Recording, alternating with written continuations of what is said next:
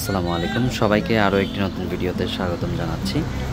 এই মুহূর্তে আমি আছি নেত্রকোনা রাজুবাজার বাস স্ট্যান্ডে। আর আজকে আমাদের ভ্রমণ ডেস্টিনেশন হচ্ছে কলমাকান্দা পাঁচগাঁও। পাঁচগাঁও জায়গাটি যতটুকু আমি জানি খুবই সুন্দর একটি জায়গা, পাহাড়কে খুব কাছ থেকে অনুভব করা যায়। তাই আজকে ঠিক করে ফেললাম ঘুরে আসা যাক কলমাকান্দার পাঁচগাঁও। কাউন্টার থেকে এখন আমি নেত্রকোনা টু কলমাকান্দা একটা টিকিট কালেক্ট করে নেব। কলমাকান্দা কেন বলতেছি, কারণ হচ্ছে রাজুবাজার থেকে কলমাকান্দা পর্যন্তই আপনারা যেতে পারবেন, যার কারণে কলমাকান্দা পর্যন্তই টিকিটটা কাটতে হবে। তারপর থেকে আবার অন্য একটা অপশন আছে বাইক, সিএনজি, অটো, যেটা আপনাদের সুইটেবল হয় সেইটা আপনারা পিক করে সরাসরি চলে যেতে পারবেন পাঁচগাঁও। চলুন তাহলে যাওয়া যাক। যেতে যেতে আপনাদেরকে আরেকটা ইনফরমেশন শেয়ার করে দিই, সেটা হচ্ছে ঢাকা থেকে ডিরেক্ট আপনারা কিভাবে পাঁচগাঁও আসবেন সেইটার বিষয়ে আমি বিস্তারিত আপনাদেরকে জানিয়ে দিচ্ছি। ঢাকা থেকে আপনাদের সরাসরি আসতে হলে ডিরেক্ট চলে যেতে হবে মহাখালী বাস টার্মিনালে।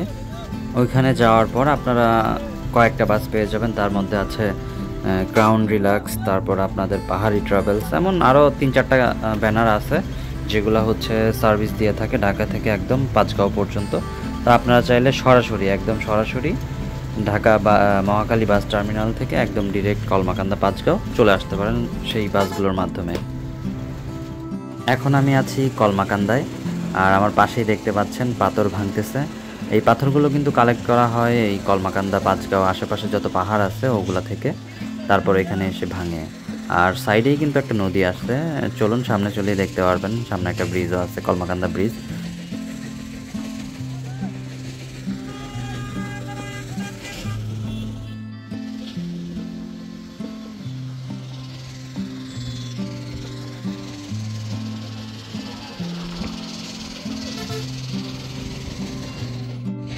এখন আমরা হচ্ছে কলমাকান্দা আছি, কলমাকান্দা ব্রিজের উপরে।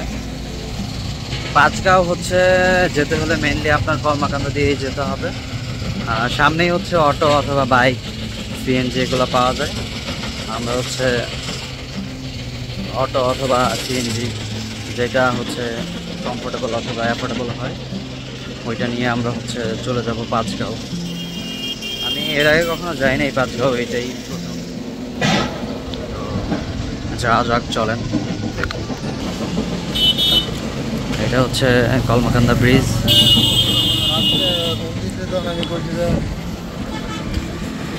এখন মোটামুটি একটু পানি বাড়ছে। এর আগে বেশ কয়েকবার কলমাকান্দা আসছিলাম, ভিডিও আছে, তখন পানি আর কম ছিল।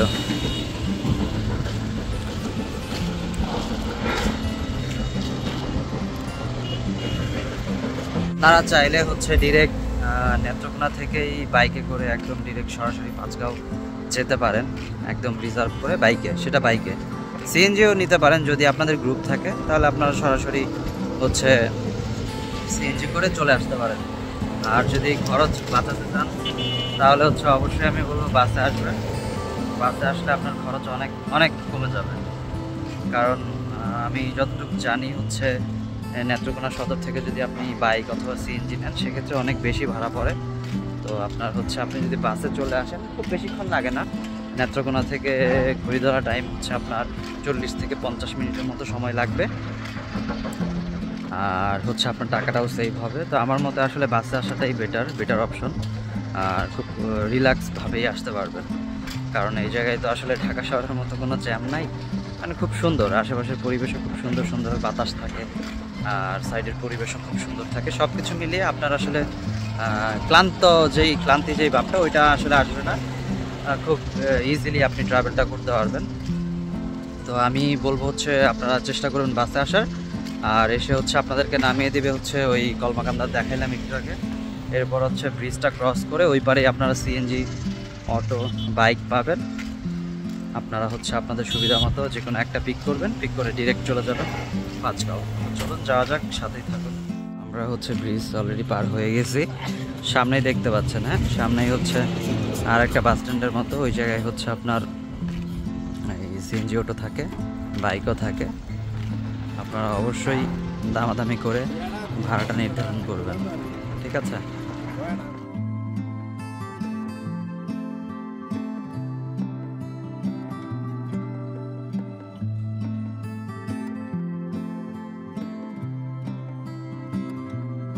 আরেকটা ইনফরমেশন আপনাদেরকে জানিয়ে রাখি, এই সামনেই হচ্ছে দেখতে পাবেন আমরা হচ্ছে যে জায়গা থেকে সিএনজি অথবা অটো করে ওই পাঁচগাঁও যাব, ঠিক আছে। এই হচ্ছে আরেকটা বাস স্ট্যান্ড, এই জায়গা থেকে কিন্তু ডিরেক্ট ঢাকার গাড়ি চলে, ঢাকার বাস আপনারা পাবেন, ঠিক আছে।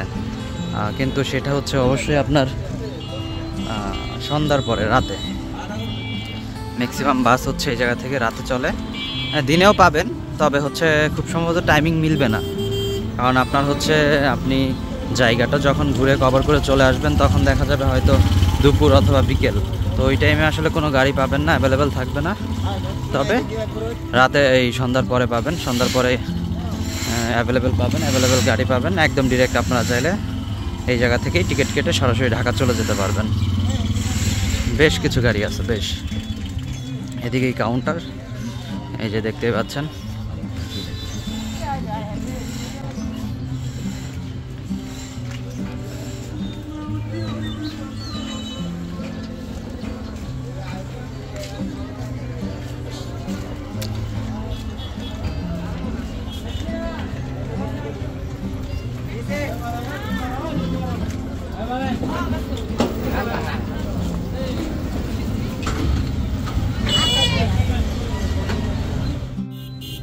বাজার থেকে আমরা আমাদের জন্য একটা বাইক ভাড়া করে নিলাম, আর আমাদের ভাড়া পড়েছিল 200 টাকা। আমরা একটা বাইকে 3 জন চড়েছিলাম, আর ড্রাইভার নিয়ে হচ্ছে 4 জন।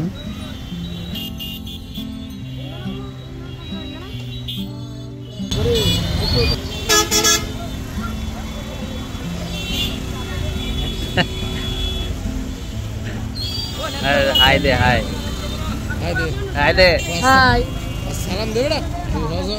উনি কিন্তু হাফেজ মানুষ, ওনার নাম হচ্ছে মুস্তাকিব, উনিও আজকে আমাদের সাথে যাচ্ছে। আর আমরা এই মাত্রই হচ্ছে বাইক নিলাম, আমরা এক বাইকে 3 জন চড়ছি। কলমাকান্দা বাজার থেকে বাইক নিলাম, 200 টাকা পড়ছে। আমরা হচ্ছে একদম 0 পয়েন্টে নামবো, 0 পয়েন্ট।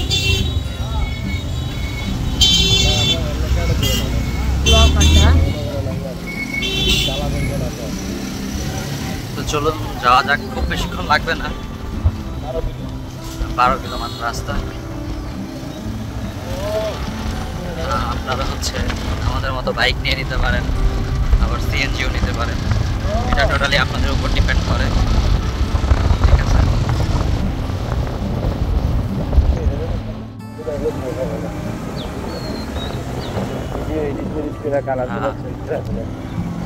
এই হচ্ছে রোডের অবস্থা, রোড খুব একটা বেশি ভালো না, বেশ খানিকটা পথ হচ্ছে এই ভাঙা অবস্থায়।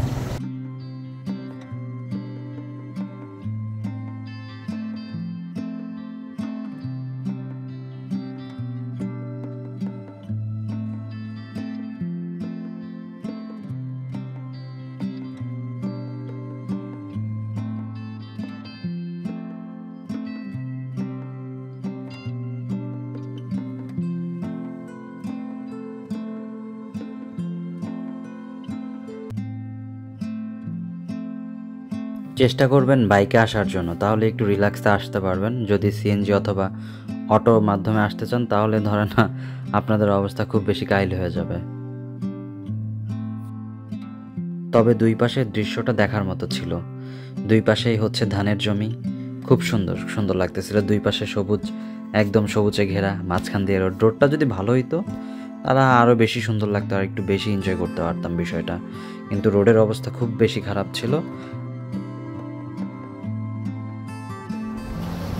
বাসও চলে চন্দ্রডিঙা,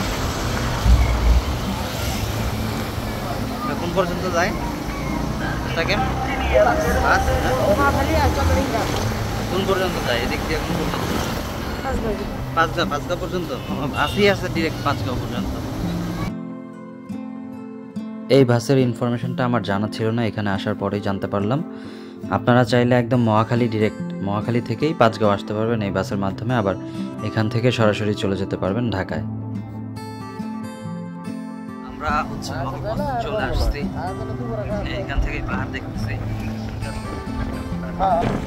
দেখা যায় না ক্যামেরা তো আসে না, বাট আমরা চলে আসছি, আর বেশিক্ষণ লাগবে না আমাদের।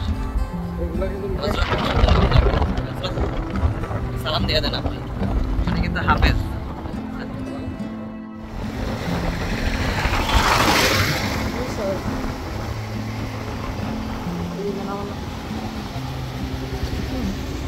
ফাইনালি আমরা এখন চলে এসেছি পাঁচগাঁও।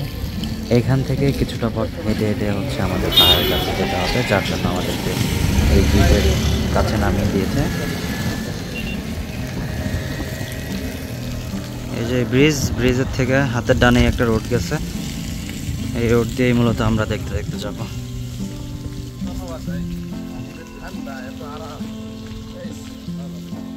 কত নিরিবিলি আর সুন্দর একটা পরিবেশ তা আসলে বলে বোঝাতে পারবো না।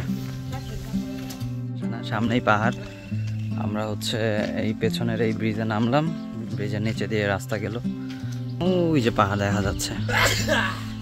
থেকে খালি চোখে বেশি দেখা যায়, ক্যামেরাতে আসলে ওইভাবে খুব বেশি কাছে না গেলে ক্যাপচার করা আসলে সম্ভব হয় না। জায়গাটা আসলেই সুন্দর। এই যে রিসোর্টও আছে,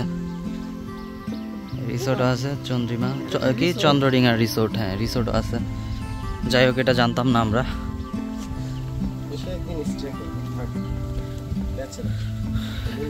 সময় নিয়ে আসবেন, অবশ্যই সময় নিয়ে আসবেন, থাকবেন। হজরত মোহাম্মদ মুস্তাকিম, আচ্ছা মুস্তাকিম বিল্লাহ সিরাজি, উনি কিন্তু ভালোই মাটির রাস্তা, বাসাবাড়ি,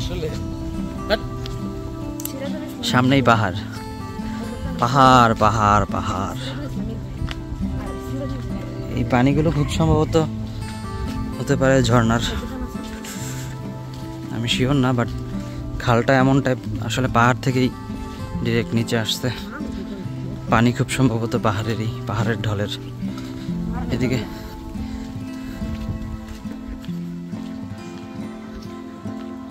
রোদ ভালোই, খুব বেশি একটা বেলা হয়েছে বিষয়টা এমন না। এখন মনে হয় 10টা বাজে, ভালো রোদ উঠছে। 10টা বাজে, তাই না? সামনেই আমার পাহাড়, একদম ডিরেক্ট। মাশাআল্লাহ, একদম পাহাড়, মানে ডিরেক্ট খাড়া একদম পাহাড়। ক্যামেরাতে এত বোঝা যাচ্ছে না, বাট অনেক অনেক অনেক বড় পাহাড়, অনেক উঁচু। ফোনের ক্যামেরাতে আসতেছে না এক্সাক্ট, বাট আসলেই অনেক বড়।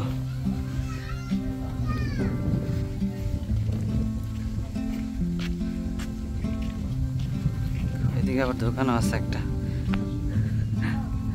এটা ওই শিমুল গাছ।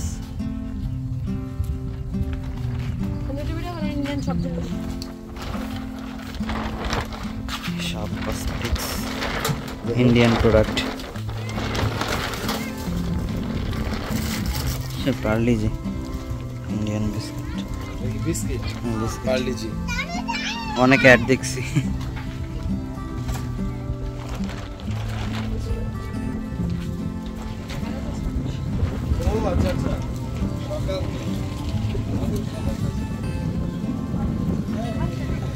ওই যে ইন্ডিয়ার বাড়িঘর।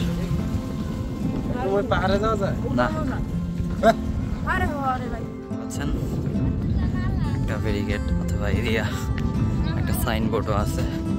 এই যে বিজিবি বাংলাদেশ বর্ডার গার্ড, দোকান থেকে কেনাকাটা করতেছে। সামনে এর ওই পারে আসলে জনসাধারণের জন্য অ্যালাউ না, নর্মালি এই গ্রামের যারা তারা হয়তো যাতায়াত করতে পারে।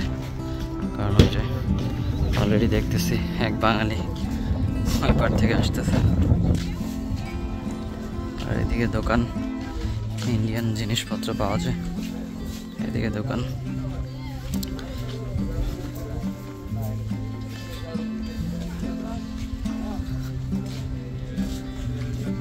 সামনে বন্ধ।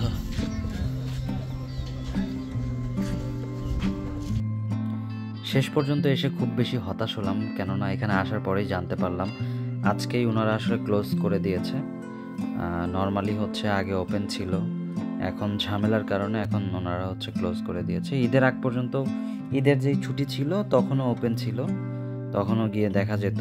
পাহাড়ে ওঠা যেত না, পাহাড়গুলো আমরা জিজ্ঞেস করলাম, পাহাড় সবগুলোই হচ্ছে ইন্ডিয়ার সাইডে পড়েছে, বাট পাহাড়ের সাইডে যেই রাস্তা ওইটা বাংলাদেশে পড়েছে, ইভেন ওদিক দিয়ে যাওয়া যায়, ভিজিটও করা যায়। বিষয়টার জন্য খুবই খারাপ লাগতেছে, কেননা এত দূর এসে আসলে দেখতে পারলাম না। বিষয়টা এমন না, দেখতে পাচ্ছি বাট হচ্ছে কাছে যেতে পারছি না, যার জন্য খুব বেশি খারাপ লাগতেছিল। আর পাহাড়ের সাইডেই যেই রাস্তাটা দেখতে পাচ্ছেন ওদিক দিয়ে যাওয়া যায়। ওদিকে সামনে গেলেই একটা ঝর্ণা আছে, পাথর আছে, তারপর হচ্ছে বট গাছ আছে। আমরা হচ্ছে অনেক রিকোয়েস্ট করছি, বাট ওনারা বললো যে বন্ধ করে দিয়েছে। এটা হচ্ছে এই মুহূর্তে আর কি অকেশনালি ওপেন থাকে। তো আমি হচ্ছে আপনাদেরকে রিকোয়েস্ট করব, আপনারা আসতে চাইলে অবশ্যই হচ্ছে ঈদের ছুটিতে আসবেন অথবা পুজোর ছুটিতে আসবেন। এই হযরতের মাথা নষ্ট। একটা ফোন দিত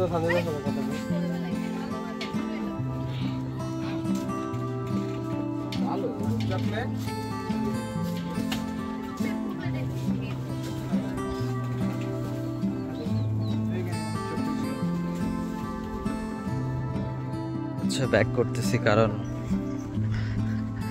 আমরা এন্ট্রি নিতে পারি নাই। এটা হচ্ছে এখন ঝামেলার কারণে বন্ধ আছে, অকেশনালি খোলা হয়। ঈদের 4 দিন পর্যন্ত খোলা ছিল। এটাও আমাদেরকে জানাইছে যে আগামী আবার যেই কুরবানি ঈদ তখন আবার খুলবে, মানে অকেশনালি আর কি, ধরেন পূজা তারপর ঈদ এগুলাতে আর কি খুলবে, এছাড়া বন্ধ থাকবে। আর সীমানা মূলত হচ্ছে আরেকটু সামনে ছিল, যে পাহাড়গুলো দেখতে পাচ্ছিলেন ওই পাহাড় পর্যন্ত, মানে পাহাড়ের নিচ পর্যন্ত হচ্ছে সীমানা ছিল। বাট ঝামেলার কারণে ওরা হচ্ছে অনেক আগেই ক্লোজ করে দিছে। একটা তথ্য ওনারা আমাদেরকে জানিয়েছে যে কিছুদিন আগেই 4 জন ছেলে 4 জন মেয়ে ওরা হচ্ছে ঘুরতে গিয়েছিল ওইদিকে, বাট ওই মানে ভেতর পর্যন্ত আর কি, যেই পাহাড় পর্যন্ত। তো ওদিকের হচ্ছে যেই বিএসএফ ওরা একটু দুষ্ট প্রকৃতির, তো ওরা হচ্ছে ওদেরকে হচ্ছে ধরে ফেলে, আটক করে। তারপর মনে হয় হচ্ছে 4 জন, যেটা বললো আর কি, 4 জন যেই ছেলে ছিল ওদেরকে হচ্ছে বের করে দিছে, আর যেই 4টা মেয়ে ছিল ওদেরকে ধরে রাখছিল। তারপর হচ্ছে এই বিকালে মনে হয়, হ্যাঁ বিকালে অথবা সন্ধ্যার দিকে ওনাদেরকে সবাইকে ছেড়ে দিছে। তো একটা হ্যারাসমেন্ট আর কি, খুব ঝামেলা। এই কারণে হচ্ছে বন্ধ করে দিছে। আমাদের সাথে কথা বললো, জানাইলো বিষয়টা। সবার সাথেই কথা বলতেছে, শুধু আমাদের সাথে না, সবার সাথেই। তো যারা যাচ্ছে আসলে তারা সবাই হচ্ছে ব্যাক করতেছে। আপনাদের হচ্ছে কারো যদি পরিকল্পনা থাকে এই মুহূর্তে যদি কারো পরিকল্পনা থাকে এদিকে ঘুরতে আসার, তো দয়া করে হচ্ছে এখন আসবেন না। এখন না এসে আপনার হচ্ছে ঈদে আসতে পারেন, পূজায় আসতে পারেন। মানে এখন হচ্ছে বিষয়টা অকেশনালি ওপেন করা হয় আর কি, ঠিক আছে? তো এখন হচ্ছে আমরা আবার ব্যাক করতেছি। এই সময় আসলে আচ্ছা হচ্ছে আপনার কষ্ট প্লাস সময় দুইটাই হচ্ছে জলে। যাই হোক, এক বুক হতাশা নিয়ে ব্যাক করতে হচ্ছে। সমস্যা নেই, দেখা হবে আবার নতুন কোনো ভিডিওতে, নতুন কোনো জায়গায়। আমরা চেষ্টা করব হচ্ছে 1-2 দিনের মধ্যে দুর্গাপুর যাওয়ার। দুর্গাপুরেও অনেক সুন্দর পর্যটন এরিয়া একটা, ওদিকেও পাহাড়, ওদিকেও বর্ডার সাইড। তো আশা করি খুব জলদি আপনাদের মাঝে দুর্গাপুরের যে ভিডিও ওইটা নিয়ে আসার। ভালো থাকবেন আর অবশ্যই চ্যানেলটা সাবস্ক্রাইব করবেন।